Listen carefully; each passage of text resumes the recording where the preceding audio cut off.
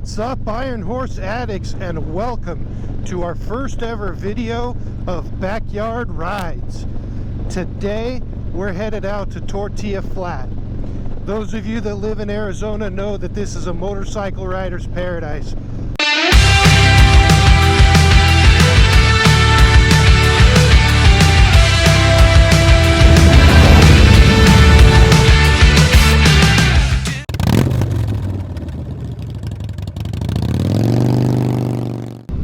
Addicts, here we are on the Apache Trail. To give you a little bit of insight behind it, this area was inhabited by the Apache community for many years. The road we're on right now is called the Apache Trail.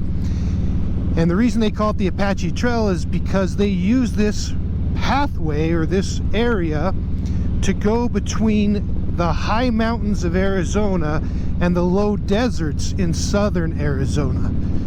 So when it would be too hot to really stay here in the valley, they would get up into the mountains. When it got too cold to stay in the mountains, they would come down into the low deserts. Obviously, our friends from the north do the same exact thing. As you can see, I'm actually riding in short sleeves. It's January 22nd, to give you an idea of how beautiful the weather is and how beautiful the temps are. So one of the big reasons I wanted to go on this ride was to talk a little bit about that huge mountain that you see out there. The world refers to it as the Superstition Mountains. We locals, we refer to it as the Superstitions. A lot of people have heard of the Lost Dutchman's gold mine. Well, this is where that famed mine exists, somewhere back there. No one has ever found it. So for those of you who may not know the story about it, the Peralta family out of New Mexico, they would come up here and mine in the area. Okay, and they found a huge stash of gold. So that mine is considered the Lost Dutchman's mine because the Peraltas, on one of their trips back to Mexico with their big old stash of gold, they were actually attacked by a war party of the Apache tribe. And the Apaches killed off all but two people. Two people were able to escape with their lives. Well, those two people, eventually one of them became friends with Jacob Waltz. Jacob Waltz is from the Netherlands, also known as the Dutch. So what happened is the location of the mine was found with Jacob and one of the descendants of the Peralta family. And they mined that area for quite some time, and they got what was told to be over $200 million in gold, and that's based on today's I guess prices, gold prices. So Jacob Waltz actually hid the gold, but he became sick and eventually could no longer return to retrieve his gold. So the gold was left there. Eventually he succumbed to his sickness, and shortly before he passed away, he shared the location of that mine, or where he had stashed his gold, to only one individual. It was a neighbor who cared for him, and that neighbor is the last person to have ever known the location. The neighbor never went, but they are familiar with it, and they shared maps or drew maps. And so even in today's world, we have people over here all the time looking for the Lost Dutchman's mine.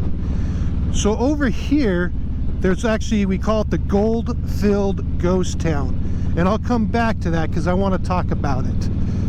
But to finish up my conversation about the Lost Dutchman's gold mine, that gold has never been found, and one of the reasons they call this place the Superstition Mountains is because there's a lot of superstition that with the stories around the Lost Dutchman's gold mine.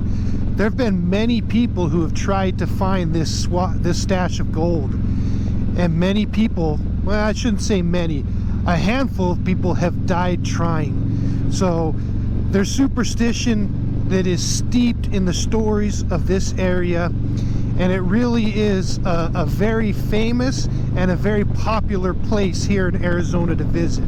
As a young boy, I actually hiked to the top of the mountain. They call it the Flatiron. Pretty grueling hike, but it's beautiful. When you get on top, you are able to look around the entire valley. You can see the area where, you know, the city of Phoenix is at and its surrounding municipalities, but you can also turn 360 degrees and see all around you to see the many lakes and rivers in the area. All right, so if you actually see right there, there's the Lost Dutchman State Park. That's what we call this place, the Lost Dutchman State Park, because it has such a significance in the history of the area. So as we enter the Tonto National Forest, our final destination is Tortilla Flat. It's a small community, and I'll talk more about it when we get there. But I want to return to a little bit about that Goldfield Ghost Town. Unfortunately, I've already passed it, but it's got a pretty cool history. So like many small towns, that town started out as a gold mining town. Someone had found silver and gold in the area. I believe the mine is called Mammoth Mine. And so a community sprung up during the gold rush era. That community died 2 or 3 times, you know, being revived with new gold rush, new people searching for gold in the area. But eventually, in the late 1800s, it really did die off and became a true ghost town. There's a gentleman by the name of Bob Schuss who loved the area and really wanted to give those who have never experienced the true West or never experienced what it was like to live in a gold mining town or a West town, wanted to create that feel and turned it into an attraction. So the Goldfield Ghost Town is actually an attraction that you go to experience the ways of the Old West. It's actually a really cool place. I'm not sure if you guys follow Adam Sandoval on YouTube. Honestly, if you don't, he's fantastic. You really should follow his videos. I really like his approach to the stories, the way he tells stories. And so if you haven't tuned into him, do it. He recently did a video where he walked through the town. He talked a lot about the mine. He talked about the old buildings, kind of showed like outhouses and stuff like that. Well, that's what Bob Schuss wanted it to be. He wanted people to come there and experience what it was really like to live in a town in the late or mid 1800s.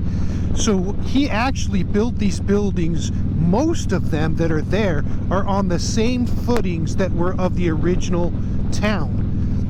And what he's done is he's created restaurants, saloons, kind of a boardwalk type area.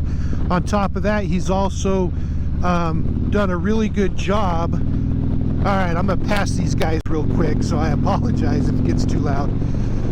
He's done a really good job of bringing the old, I guess, mystique, bringing the Old West feel.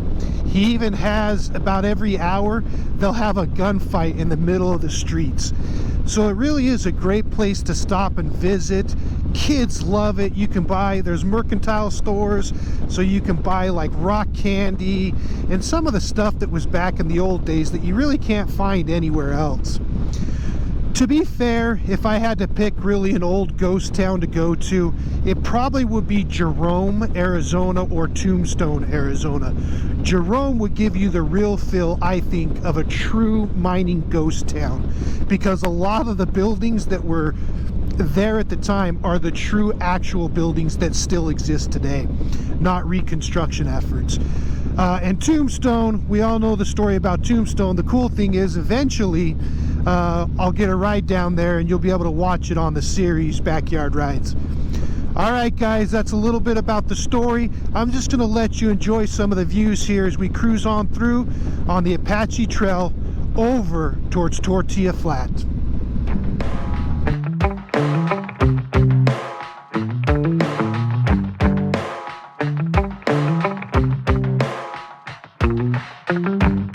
We got our windows down, driving down the 405, sing along to the radio. We're gonna make it someday. Nothing's gonna get in our way. We will be the biggest band. Addicts, we're starting to drop into the canyon area of Apache Trail. So one thing you'll notice is along this trail every once in a while, or along this road every once in a while, you're gonna see areas that look to be moist and whatnot, and that's because this area is known for the rivers that used to run through it. That's why the Apaches would use it to traverse many miles, you know, so many years ago. So Arizona, in a way to conserve water so that they could allow populations to grow here, obviously had to dam the rivers. So it created a bunch of lakes. We actually have, I think it's 4 lakes that are part of the Salt River, I guess, runoff. You've got Roosevelt Lake, which is the first one, which then it's followed by Apache Lake. Then it's followed by Canyon Lake, which is the lake that we're going to see here shortly. And then you have Saguaro Lake, which is kind of the closer lake to town for those East Valley guys. That's the lake that fills up real quick because everybody can head out there.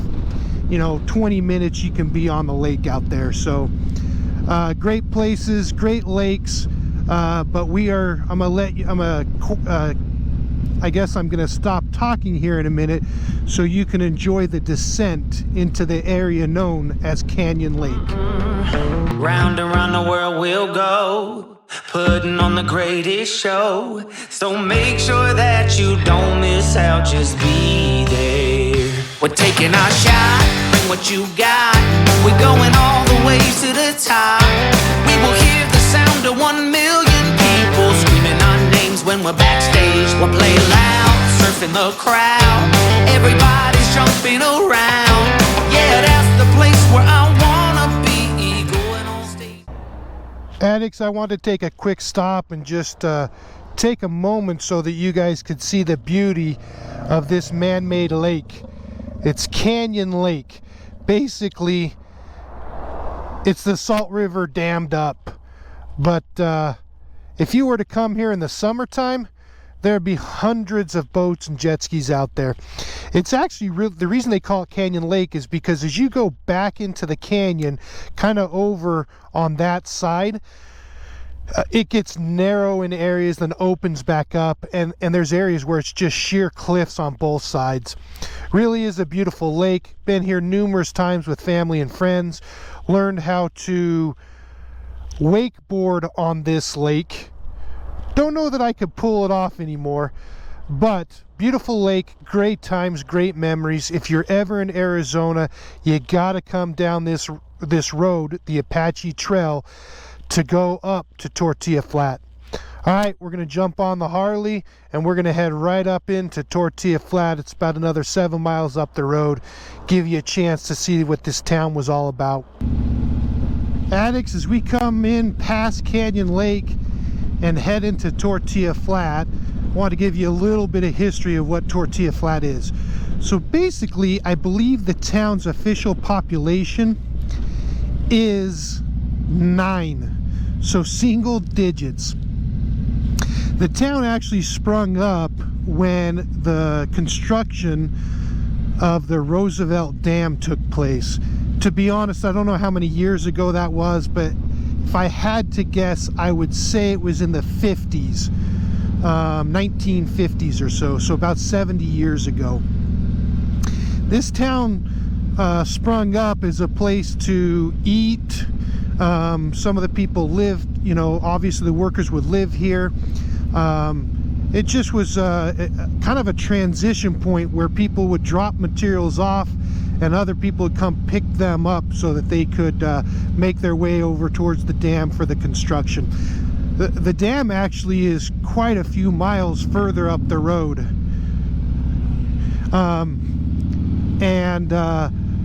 but there's a massive mountain pass in between, and so bigger trucks couldn't make it through, and so they went ahead and just that's how Tortilla Flat came to be. So like I said, today there's like 9 official residents, but as you'll see as we drive up on it or ride up on it, it grows to be hundreds of people. It's a nice small town. It's got a restaurant there. In all honesty, has delicious food, but it's got unique motif all around. It's got dollar bills stapled to everything in there.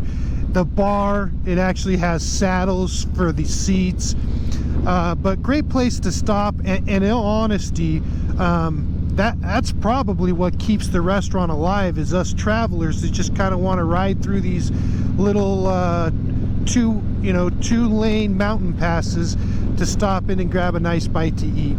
It's what keeps them afloat, but it's a great place to visit. So I'll quit talking and let you see some of the beauty as we head into Tortilla Flat.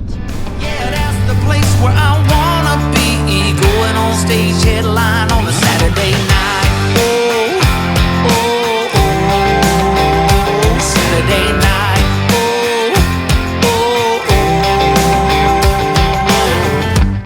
I'm gonna quit my job, never wanna have no bars. I just wanna play my rock and roll like they do on the radio. Tommy's got brand new drums, and I still have my old guitar. And John said this next song's gonna be real good, if you know what I mean. Round and round the world we'll go, putting on the greatest show. So make sure that you don't miss out, just be there. We're taking our shot, bring what you got. We're going all the way to the top. We will hear the sound of 1 million people screaming our names when we're backstage. We'll play loud, surfing the crowd. Everybody's jumping around. Yeah, that's the place where I wanna be, going on stage headline on a Saturday night.